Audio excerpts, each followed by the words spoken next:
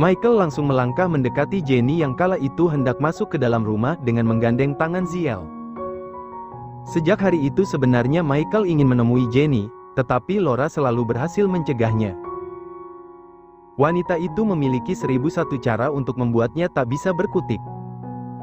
Bahkan selama Jenny pergi dari rumah, Laura akhirnya menginap. Mereka selalu menghabiskan siang dan malam bersama, seperti sepasang suami istri. Namun, akibat dari kecelakaan kemarin Laura kini masuk rumah sakit, dan masih butuh beberapa perawatan, membuat dia merasa bebas untuk menemui Jenny. Dia masih ingin mempertahankan rumah tangganya dengan wanita itu. Dia akan melepaskan Laura, asalkan Jenny juga mau melepaskan Ziel dari hidup mereka. Michael tidak ingin perhatian Jenny kembali terbagi, hanya untuk dirinya, ya itulah yang dia mau saat ini. Bagaimanapun caranya, dia ingin membuat Jenny kembali. Sayang, panggil Michael sambil melangkah mendekat. Melihat itu, Julie dan Ellie masuk lebih dulu, membawa Ziel, membiarkan dua orang itu menyelesaikan masalah mereka. Kini Ziel tak memprotes, meski sebenarnya dia takut sang ibu kenapa-kenapa. Jenny tampak acuh, dia hendak menyusul anaknya masuk ke dalam tetapi Michael mencekal langkah wanita cantik itu. Mereka perlu bicara, dan Michael berharap, Jenny bisa berpikir dengan kepala dingin. Lagi pula, Michael percaya bahwa masih ada cinta di hati wanita itu untuk dirinya. Karena Michael merupakan cinta pertama untuk Jenny, keduanya sama-sama membangun hubungan itu dari nol, dari berpacaran hingga akhirnya menikah. Namun, sungguh nahas, perahu yang mereka tumpangi telah karam, dan Jenny merasa perahu tersebut tak dapat lagi untuk berlayar. Dia telah sampai pada titik, di mana tak dapat lagi untuk bergerak maju ke depan. Sayang, aku mohon. Kita bicarakan semua ini baik-baik, aku minta maaf, ucap Michael. Pria itu semakin menggenggam tangan wanitanya dengan erat. Dia percaya ucapan Jenny hari itu hanyalah omong kosong belaka. Jenny tidak mungkin menceraikannya. Apa yang perlu kita bicarakan lagi, Mike?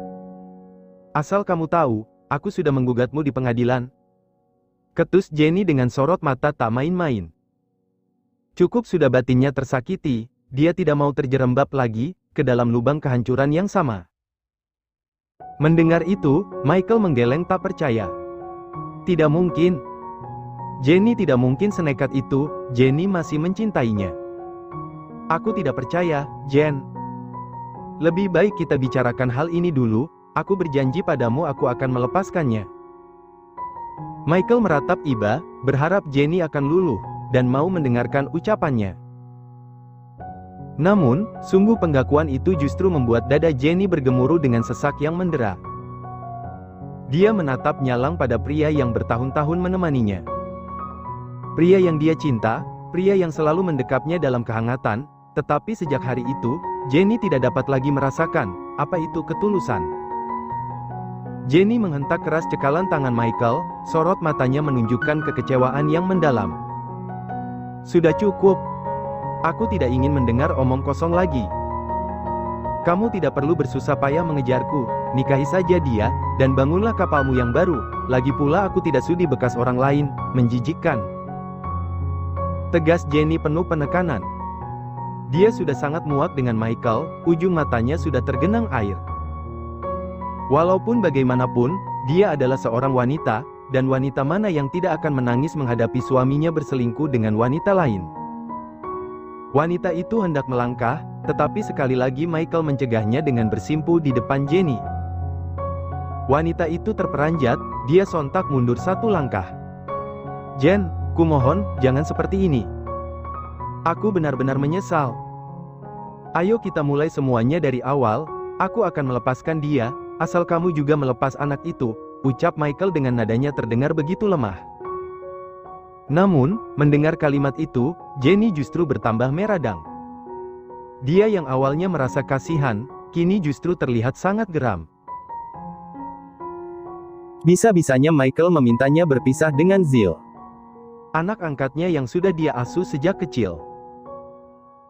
Dengan kemarahan yang memuncak, Jenny menendang Michael, hingga pria itu terjungkal. Michael tersentak kaget, mendapati perlakuan kasar dari Jenny. ditambah umpatan yang sama sekali belum pernah dia dengar dari wanita itu. Pergi kamu bangsaat. Jangan kamu pikir aku akan menuruti semua kemauanmu, aku bukan wanita lemah yang seperti kamu kira, jadi jangan pernah ganggu aku dan anakku lagi. Tunggu saja surat dari pengadilan, hari itu aku akan benar-benar membuangmu. Lantas setelah itu, Jenny langsung masuk ke dalam rumah. Dia menutup pintu dengan keras, dan bersandar pada benda persegi panjang itu. Tangisnya langsung pecah, dia sudah tidak bisa lagi menahannya. Hari berganti begitu cepat, esok paginya Jenny sudah bersiap untuk pergi ke kantor. Dia mendadani Ziel, karena hari ini juga bocah tampan itu akan daftar sekolah.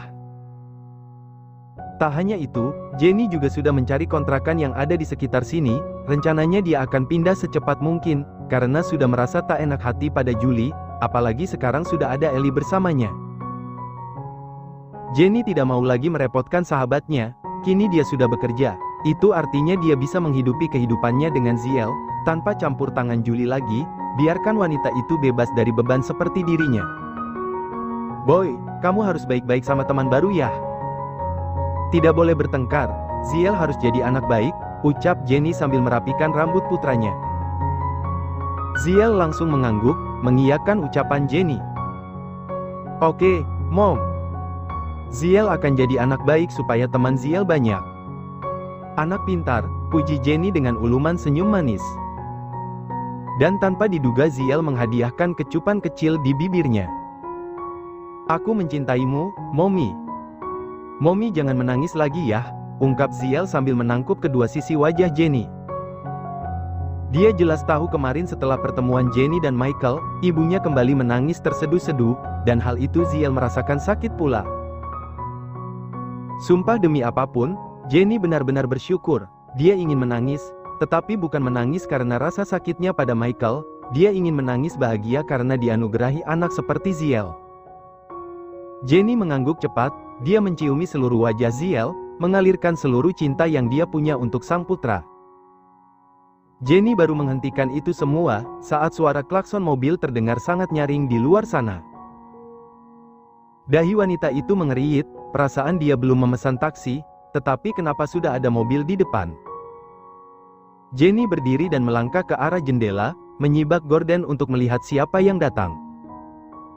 Dan seperti ucapannya kemarin, Anek benar-benar datang untuk menjemput Jenny dan Ziel. Dia akan menemani calon putranya untuk masuk ke sekolah barunya. Kelopak wanita itu sedikit melebar, Anek sungguh tak pernah ingkar pada apa yang sudah dia ucapkan. Siapa, Mommy? Tanya Ziel tiba-tiba, mengagetkan Jenny yang kala itu masih mengintip dari balik jendela. Itu. Belum sempat Jenny menjawab dengan sempurna, Ziel sudah dapat menebak siapa orang yang datang ke rumahnya. Itu pasti Daddy. Let's go, Mom.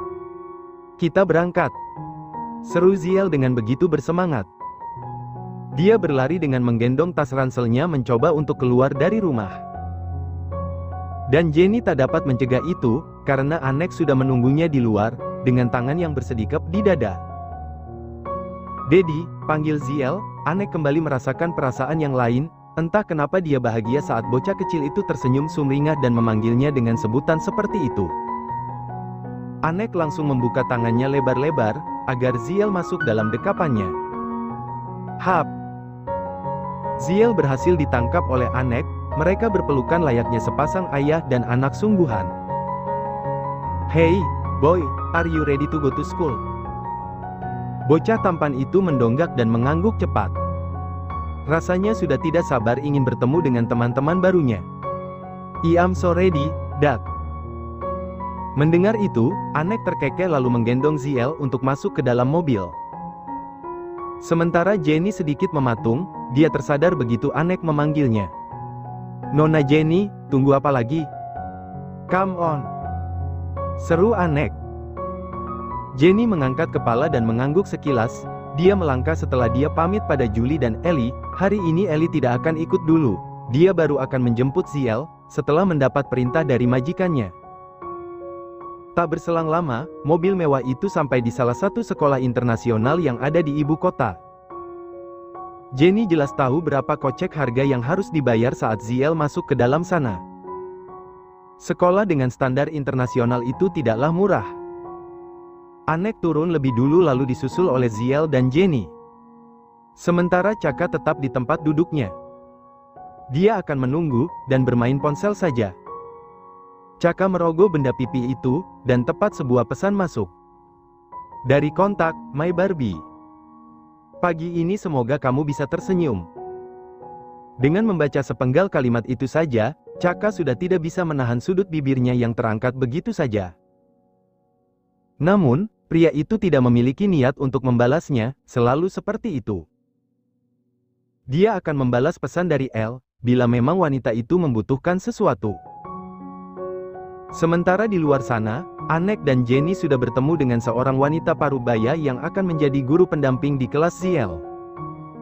Keduanya menitipkan bocah tampan itu, pada Bu Ina namanya. "Mommy, Daddy, apa kalian akan bekerja bersama?" tanya Ziel, sebelum Jenny dan Anek pergi. "Iya, sayang. Pulang nanti, biar Daddy jemput lagi, kita akan makan siang bersama," jawab Anek lebih dulu, dan Jenny hanya bisa bergeming. "Yeay, apa setiap hari kita akan seperti itu?" Jenny langsung mendelik dan hendak bicara, tetapi lagi-lagi Anek lebih dulu membalas ucapan putranya. Tentu saja, jadi Ziel harus semangat belajar. Pria kecil itu mengangguk, tanda mengerti. Lalu setelahnya Ziel ikut dengan Bu Ina untuk masuk ke dalam kelas. Sepeninggal mereka berdua, Jenny langsung menatap tajam ke arah Anek. "Tuan, tolong lain kali jangan janjikan apapun pada Ziel. Anda tidak mungkin membuang waktu hanya untuk mengurusi semua keinginannya," cetus Jenny bicara serius. Namun, Anek menanggapinya begitu santai. "Memang kenapa? Salahku di mana?" "Tuan, apa Anda lupa, kalau Ziel itu bukan anak Anda? Bagaimana kalau aku membuatnya menjadi anakku yang sesungguhnya?" Jenny tidak menanggapi ucapan Anek, dia membuang muka lalu melangkah dengan kepala yang terus menunduk menuju mobil. "Apa-apaan pria itu?" bertanya seenak udel, memang dia pikir mudah apa membangun sebuah pernikahan tanpa cinta. Apalagi mereka baru mengenal satu sama lain, dan belum sampai ke tahap untuk hal yang seperti itu. Tapi tunggu dulu, memangnya Anek serius dengan ucapannya? Cih, kenapa Jenny percaya diri sekali, bisa-bisanya dia menanggapi ucapan pria itu dengan serius. Pasti Anek hanya bercanda, dan mencoba menggodanya. Mengingat itu, entah kenapa bibir Jenny mencebik, merasa kesal dengan Anek. Pria itu selalu saja dapat membuat perasaannya tak menentu. Sementara di belakang sana, Anek menyeringai tipis, sedikit demi sedikit dia akan masuk ke kehidupan Jenny melalui Ziel. "Sebentar lagi, kamu akan benar-benar menjadi milikku, My Jenny." "Oh Jenny." Dengan senyum yang masih sama, Anek melangkah menyusul sang wanita. Jenny terus menghindari kontak mata dengan Anek, hingga mereka sampai di perusahaan.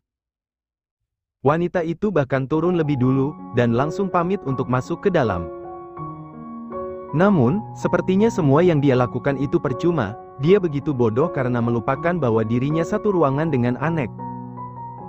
Meja sekretaris itu tak jauh dari meja kebesaran Anek, lalu apa gunanya dia menghindar dari pria itu? Oh my god! Jenny menepuk jidatnya keras, merasa sangat bodoh.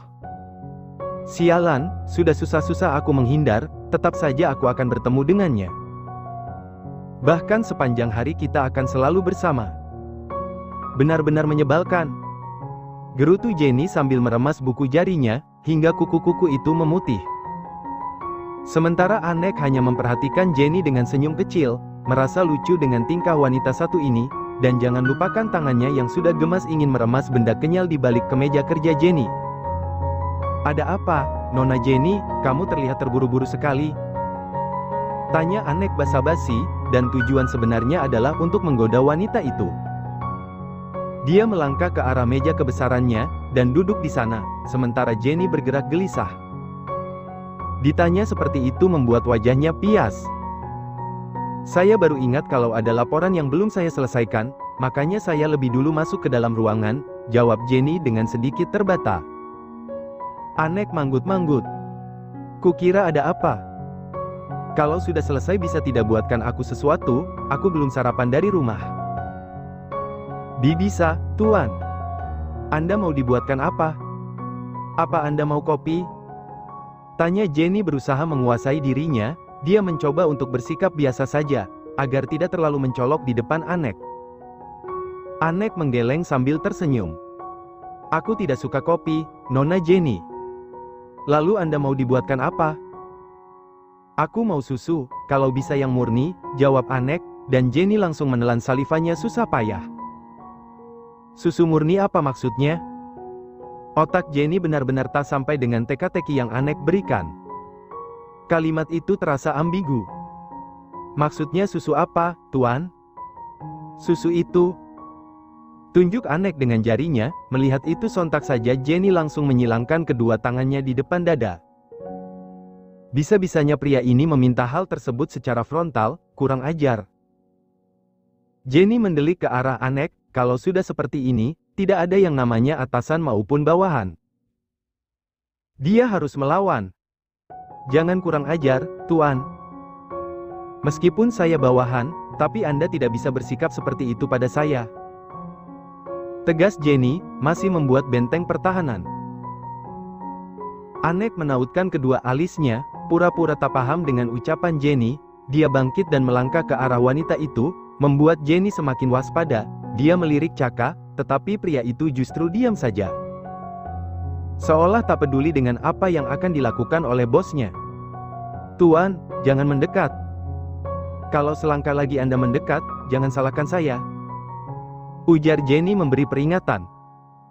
Hei, ada apa denganmu, kenapa reaksimu berlebihan seperti itu? Tanya Anek, berhenti dengan beberapa meter di depan Jenny. Harusnya saya yang tanya, apa maksud ucapan Anda? Tentang susu-susu. Mendengar itu, Anek terkekeh kecil, dia berhasil mengerjai Jenny. Dia menoleh ke belakang, lalu menunjuk kalender kecil yang memiliki gambar produk susu. Kamu lihat itu? Anek menatap Jenny yang mulai memasang wajah merona. Aku mau susu itu, aku ingin memintamu memanaskannya. Sit. Wajah Jenny langsung merah padam, dia benar-benar tidak sanggup lagi untuk bersitatap dengan Anek. Pria ini selalu saja membuatnya salah tingkah. Anek mendekat, Jenny yang refleks langsung mundur dan sialnya dia menabrak meja hingga dia ingin terjungkal. Namun, gerakan tangan Anek jauh lebih cepat, dia memegang pinggang Jenny menahan tubuh wanita itu. Hingga akhirnya Jenny tak sampai terjatuh. Kedua pasang mata mereka bertemu. Nona Jenny, ada apa dengan matamu? Tanya Anek dengan nada sosokan terkejut. Jenny langsung tersadar, dia menjauh dari tubuh Anek dan berdiri dengan tegak. Ada apa?